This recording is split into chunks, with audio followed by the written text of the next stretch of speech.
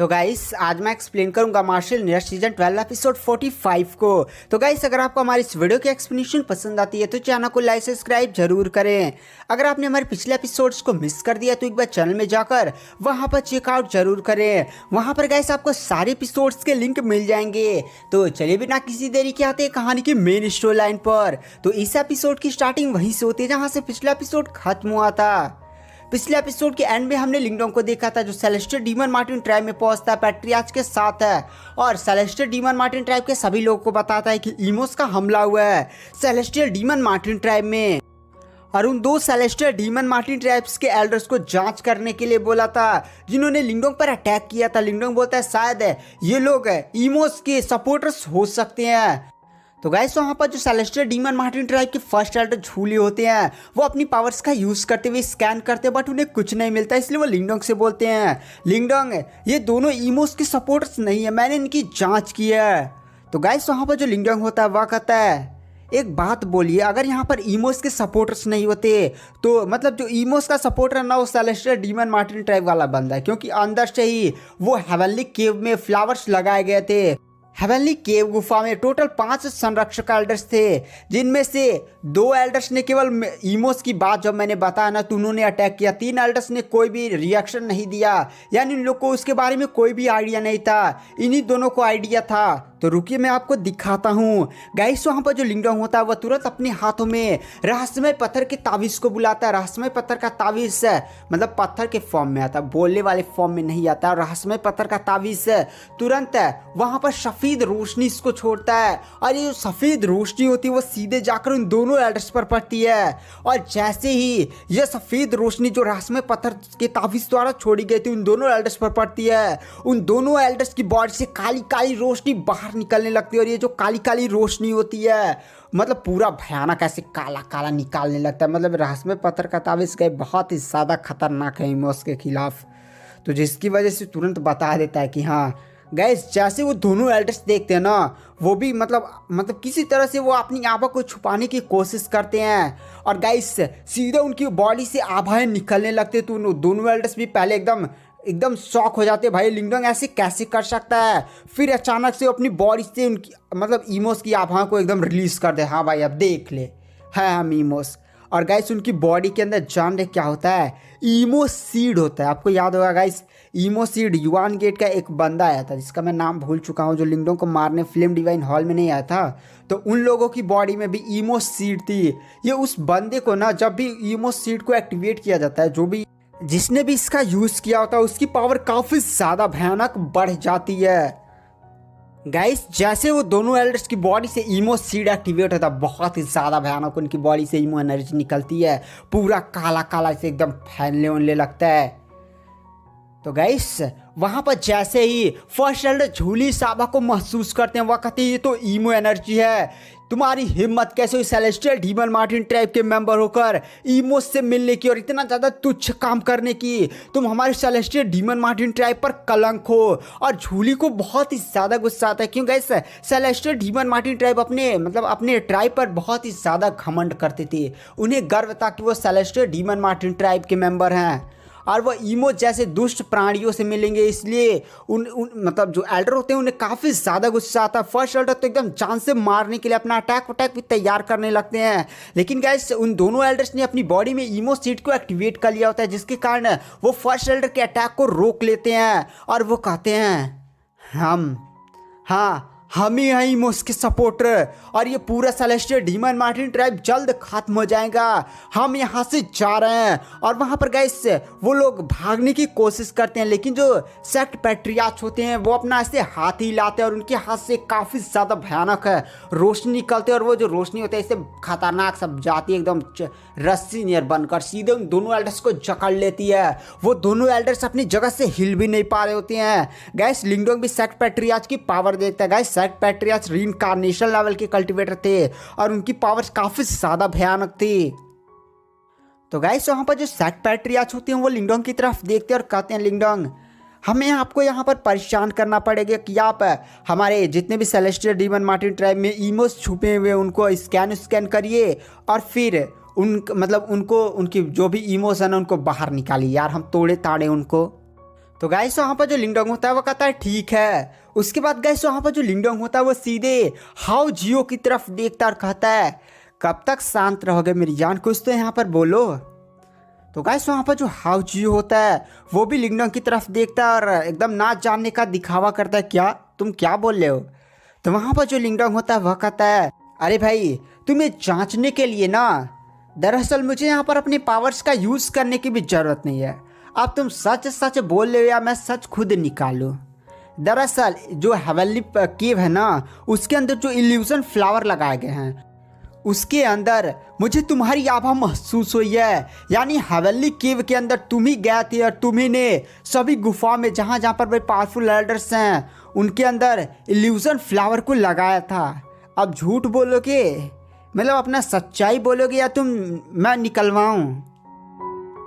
तो गाइस वहाँ पर जो फर्स्ट एल्डर झूली होते हैं वो गुस्से में हाउ जियो की तरफ देख कर कहते हैं हाउ जियो क्या ये बात सच है। क्यों गाइस एल्डर मतलब जितने भी एल्डर्स होते हैं और फर्स्ट एल्डर भी यहाँ तक कि झूली भी ये लोग हाउ जियो को सेलेस्टियल डीमन मार्टिन ट्राइब का पैट्रियार्च बनाने वाले होते हैं, नेक्स्ट लीडर। बट ये तो कहो कि यहाँ पर वो लोग बनाए हो नहीं तो बना भी दियोगे तो उतना ज़्यादा दिक्कत नहीं होता, क्योंकि बनाने से कुछ नहीं होता गाइस, पूरे एल्डर्स का सपोर्ट वपोर्ट भी पाना होता है। मतलब ये होता है कि अगर 10-15 साल ये बन जाता है तो पावरफुल एल्डर्स को अपने चपेटा में ले लेता, ये ईमोस उमोस का संक्रमण करवा देता और जो नहीं मानता उन्हें खत्म में भी करवा देता, जिससे इनका पूरा सेलेस्टियल डीमन मार्टिन ट्राइब का बहुत ही बड़ा डिक्लाइन हो जाता। तो इसलिए यहाँ पर जो एल्डर्स होते हैं वो गुस्से में पूछते हैं हाउजियो क्या ये सच है। तो गाइस वहाँ पर जो हाउजियो होता है वो अपना ऐसे चेहरा लटकाया होता है और फिर चेहरा उठाता और पागलों की तरह जोर जोर से हंसने लगता और कहता है कितना करीब था मैं, मेरा सारा प्लानिंग फेल हो गया। हाउ जियो की बात सुनकर जितने भी एल्डर्स होते हैं वो काफ़ी ज़्यादा गुस्सा हो जाते हैं। कुछ एल्डर्स है जो हाउ जियो को बहुत ही ज़्यादा टैलेंटेड मानते थे, उन्हें तो बहुत ही ज़्यादा गुस्सा आता और कहते हैं हाउ जियो तेरी हिम्मत कैसे हुई ईमो के साथ मिलने की, वो लोग तो इसे लीडर बनाने वाले थे भाई, ये तो हमारे पूरे सेलेस्टियल डीमन मार्टिन ट्राइब को तबाह करने वाला था, किसी को भी गुस्सा आएगा। तो वहाँ पर जो हाउ जियो होता है वो हंसते हुए कहता है जब मिस्टर जाओ जिंदा थे तो उस टाइम में बहुत ही ज़्यादा नॉर्मल बंदा था, जब लोग मुझे परेशान करते थे मैं कमज़ोर था तो यहाँ पर मिस्टर डाउ बचाने मुझे आते थे, तो जब वो मुझे बचाते थे उन बुरे आदमी से, नहीं लोग परेशान वरेशान करते हैं, तो मुझे मिस्टर डाउ को देखकर जलन होती थी कि मेरे पास वो पावर क्यों नहीं है। मैंने मिस्टर डाउ को कभी भी बचाने वाला नहीं समझा, बल्कि मैं किसी भी तरह से उनसे आगे निकलना चाहता, रास्ता चाहे जो भी हो। एक दिन मुझे ईमोस मिले, उन्होंने मुझे बताया कि वो मुझे बहुत ज़्यादा स्ट्रॉन्ग बनाएंगे, सेलेस्टियल डीमन मार्टिन ट्राइब का लीडर भी बना देंगे, तो उनका मैंने सपोर्ट किया। और फिर जब मिस्टर डाउ सेलेस्टियल डीमन मार्टिन ट्राइब से बाहर निकले थे तो मैंने ईमोस को जानकारी दी, जहां पर पावरफुल ईमोस ने मिस्टर डाउ पर अटैक कर उसे लमसम जान से मार ही दिया था। बट किस्मत शायद मेरे साथ नहीं थी, जहां पर मिस्टर डाउ ने अपनी युवान आत्मा को बचाकर वहां से किसी तरह से निकाल लिया। फिर मैंने सोचा शायद मिस्टर डाउ की थोड़ी सी आत्मा बची वो कभी ना कभी खत्म हो जाएगी, पता नहीं कहाँ छुप गया, इमोशन ढूंढा पर वो मिला नहीं। फिर मैंने ईमोस की सपोर्ट की वजह से अपना पावर बढ़ाया, अपने आप को इतना ज़्यादा टैलेंटेड बनाया इन 200-300 सालों में, और मैंने सेलेस्टियल डीमन मार्टिन ट्राइब के हेवनली केव में जाकर ये सारे इटर्नल इल्यूजन फ्लावर लगाए ईमो के कहने पर, ताकि मैं सेलेस्टियल डीमन मार्टिन के ट्राइब के सभी एल्डर्स को जान से मार सकूं और पूरे सेलेस्टियल डीमन मार्टिन ट्राइब का सबसे ज़्यादा पावरफुल इंसान बन सकूं। बट मेरा सारा प्लान खराब हो गया। गाइस ये बंदा बहुत ही ज़्यादा सनकी किस्म का था, जो पहले इतना ज़्यादा अच्छा खासा दिखता था, इतना ज़्यादा प्यार से बात करता, इतना ज़्यादा सनकी, मतलब वो पूरे सेलेस्टियल डीमन मार्टिन ट्राइब के हर एक एल्डर्स को ख़त्म करके अपने ही सबसे ज़्यादा पावरफुल बनना चाहता था। देख रहे हैं कितना ज़्यादा डेंजर बंदा है। बट इस लिंगडोंग ने मेरे सारे प्लान को खराब कर दिया और मैं जान चुका हूँ इस लिंगडोंग के पास एंशिएंट रहस्यमय पत्थर का तावीज़ है, और ये रहस्यमय पत्थर का तावीज़ मिस्टर डाउ के पास था, जिसकी वजह से उसने अपनी जान बचाई थी। मतलब गाइस ये देखकर पहचान गया था कि मिस्टर डाउ के पास रहस्यमय पत्थर का तावीज़ है। तो गाइस हाउ जियो की ऐसी बातों को सुनने के बाद जो फर्स्ट एल्डर होते हैं उन्हें काफी ज्यादा गुस्सा आता है और कहते हैं हाउ जियो, तेरी हिम्मत कैसे उस सेलेस्टियल डीमन मार्टिन ट्राइब पर इतना भयानक प्लानिंग करने की। हम तुझे वो सजा देंगे जहां पर तेरी रूह भी कांप जाएगी।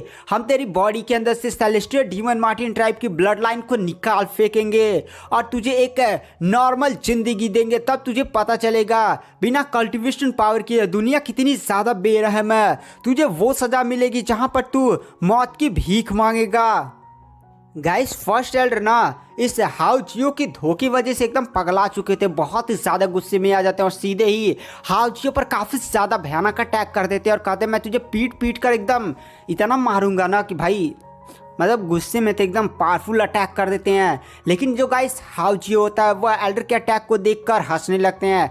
गाइस ये जो फर्स्ट एल्डर झूली थे ना उनकी कल्टीवेशन लमसम रीइंकार्नेशन लेवल तक थी। अच्छा खासा इन्हें रिसोर्सेज मिल जाए, टाइम मिल जाए तो रीइंकार्नेशन लेवल तक पहुंच सकते थे। इसलिए आप समझ सकते हैं इनकी पावर कितनी ज़्यादा भयानक होगी। गाइस जो हाउ जियो होता है वह तुरंत अपनी बॉडी के अंदर से वही इटर्नल इल्यूजन फ्लावर की स्मेल को छोड़ता है और उसी मतलब इटर्नल इल्यूजन फ्लावर का स्मेल वाला अटैक करता है। तो वहाँ पर जो लिंगडोंग होता है वो फर्स्ट एल्डर झूली से बोलता है फर्स्ट एल्डर झूली इस सुगंध वाले अटैक से थोड़ा सावधान रहिएगा, इसमें वो इटर्नल इल्यूजन फ्लावर का स्मेल मिला हुआ, अगर ये आपके टकरा गया फिर आपकी बॉडी के अंदर चला गया तो आपको अनंत भ्रम में डाल सकता है जिससे निकलना बहुत ही ज़्यादा मुश्किल होता है। इसलिए जो फर्स्ट एल्डर झूली होते हैं वो पहले अपने सामने एक शील्ड बनाते हैं और इस पूरे अटैक पर काफ़ी ज़्यादा खतरनाक कोई बिजली उजली वाला अटैक कर पूरा उड़ा देते हैं। तो गाइस वहाँ पर जो हाउ जियो होता है वह फर्स्ट एल्डर झूली को पीछे हटता हुआ देखकर कहता है तुम्हें क्या लगा था मैं बेवकूफ़ हूँ? मेरी बॉडी के अंदर इतना ज़्यादा इटर्नल इल्यूजन फ्लावर का स्मेल है ना कि अगर तुम मुझे मार दोगे तो ये जो मेरी बॉडी के अंदर स्मेल है ना वो पूरे ट्राइब में फैल जाएगी। कोई नॉर्मल नहीं, इतना है ना कि पूरे ट्राइब में एकदम धुआं धुआं हो जाएगा। और इस धुएं की वजह से सेलेस्टियल डीमन मार्टिन ट्राइब के हो सकता है 2-3 रीइंकार्नेशन लेवल के कल्टिवेटर बच जाए, लेकिन सभी लोग अनंत भ्रम में पड़ जाएंगे। तब तुम्हारा पूरा सेलेस्टियल डीमन मार्टिन ट्राइब भी तबाह हो जाएगा। गाइस हाउ जियो की इस बात को सुनकर फर्स्ट एल्डर झूली को काफ़ी ज़्यादा गुस्सा आ जाता और कहते हैं तू कमीने, मैं तुझे छोड़ूंगा नहीं। बट वो हमला नहीं करते हैं क्योंकि गाइस अब यहाँ पर हाउ जियो को जान से भी नहीं मारा जा सकता था। और गाइस आज की वीडियो की एक्सप्लेनेशन को यहीं पर एंड कर देते हैं। वीडियो पसंद आती है तो चैनल को लाइक सब्सक्राइब जरूर करें। मैं नेक्स्ट एपिसोड जल्दी डालने की कोशिश करूँगा। Thank you, bye bye.